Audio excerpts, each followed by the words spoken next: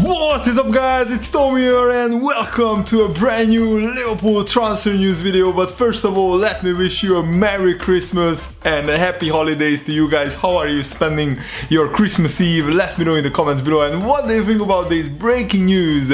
Liverpool fans woke up today to news that Liverpool are close to agreeing a £70 million deal for Dutch defender Virgil van Dijk. Of course, the Van Dijk saga has been rumbling on all summer, and now Kevin Palmer is saying that the Liverpool Reds are close to getting a deal through with Southampton for the signing of Virgil van Dijk.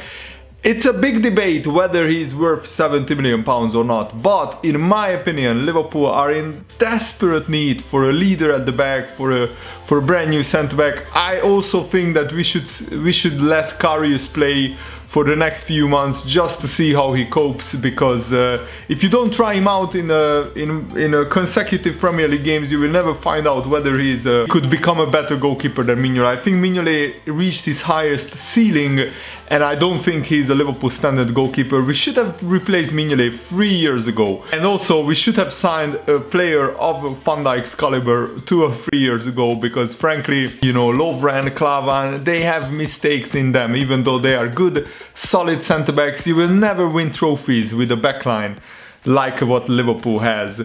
And in my opinion, Van Dijk could be the missing piece, and it's vital that we sign him. And I don't really mind if it's 70 million or not.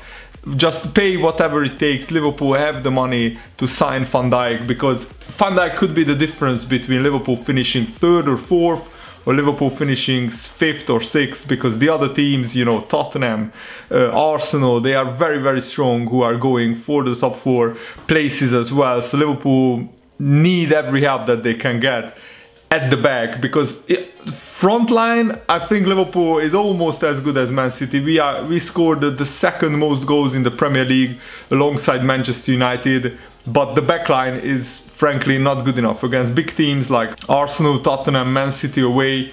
We conceded 12 goals against those teams in 3 away games, which is just absolutely shocking record.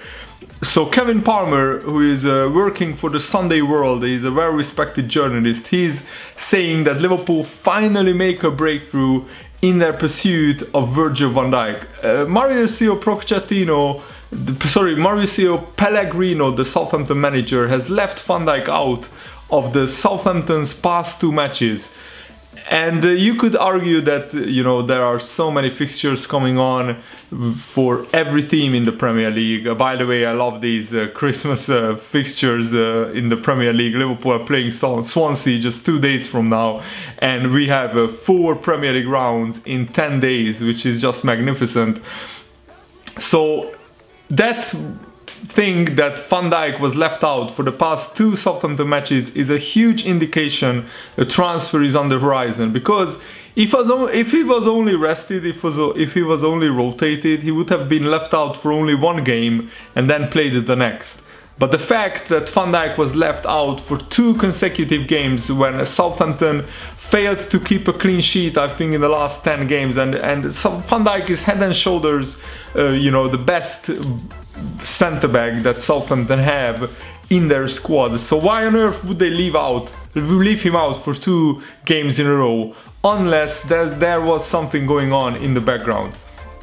Man City are also heavily interested in Van Dijk, but the latest suggestion is, according to this journalist, is that Liverpool have won the race for Van Dijk's signature, and we know that Van Dijk preferred Liverpool above all else, above all the other clubs in the Premier League this summer, which is of course very, very good news, and that gives me encouragement that Liverpool really have a big chance of signing Van Dijk. But you know, the problem is, will the owners sanction a £70 million move in January?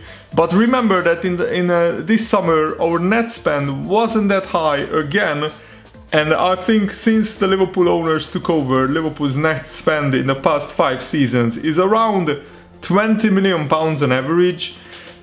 which is frankly very, very low. And also that means that with Liverpool's increased revenue in terms of commercial deals, in terms of the increased Premier League TV rights and everything else, Liverpool are making a lot more money than what they were making 4 years ago, 5 years ago. And we are spending the same amount of money like what we are spending 4 years ago, 5 years ago. So Liverpool can afford to spend a lot more. Financially, we are, you know, a self-sustaining club and a well-run club.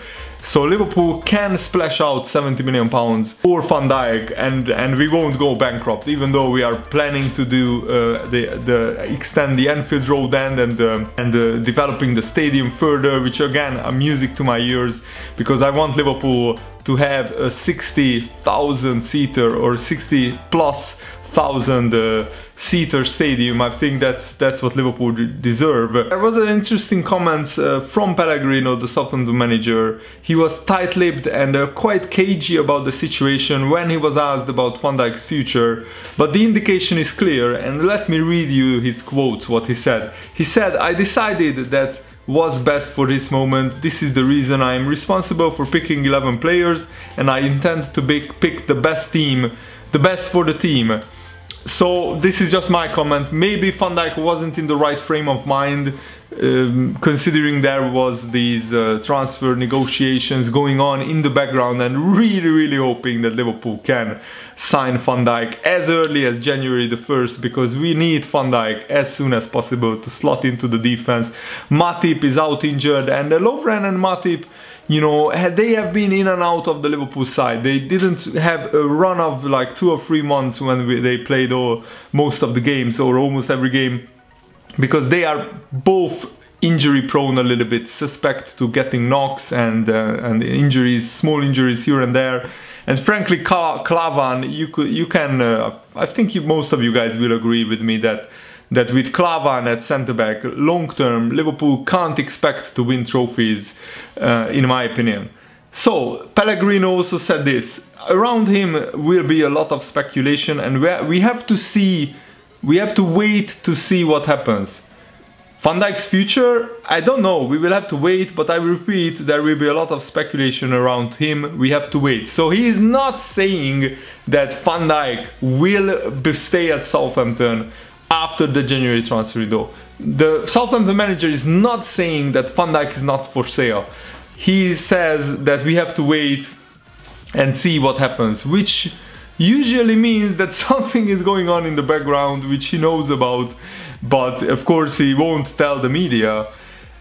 So the Liverpool's defending has been pretty decent apart from the Arsenal game. We only conceded 4 goals in 9 Premier League games before the Arsenal game, but you can see that until we fix the defense and the goalkeeper, we can't expect to win trophies. You know, we dropped 6 points in the last 4 Premier League games, and instead of getting 12 points we only got how many? 6. Yeah, and that's just not good enough. We should have beaten West Brom at home, we should have beaten Everton at home. Honestly, we should have beaten Arsenal away at the Emirates. Before the game I would have taken the draw, but on the balance of play, Liverpool were the better team. In all of these games, Liverpool got 8 draws in 19 games, which is just so too much. It's just too much. Liverpool probably were the better team in all of those 8 draws. There wasn't a game where you could say, oh, I'm happy with the point here, we snatched the draw from the jaws of defeat. Yes, against Arsenal we came back and got a draw after losing, but if you look at the whole game, Liverpool were the better side. Liverpool had 9 shots on target, Arsenal had just 4 and scored 3 goals. And I also read the statistics, which I'm absolutely fuming about, that the save percentage of goalkeepers in the Premier League. Guess where Simon Mignolet is? He is dead last in the whole Premier League. That's including teams in the relegation zone and their goalkeepers. Mignolet is dead last in terms of save percentage. Mignolet saves the least amount of shots on target out of all the goalkeepers in the Premier League. It's just above 50%, which means that frankly every second shot which is on target against Liverpool is a goal. Just to compare, Courtois know, Hugo Lloris, De Gea, they are in the top 5. I think De Gea is top with something ridiculous like 86% or 88%, I can't really remember. But that's just, frankly, that is the main issue.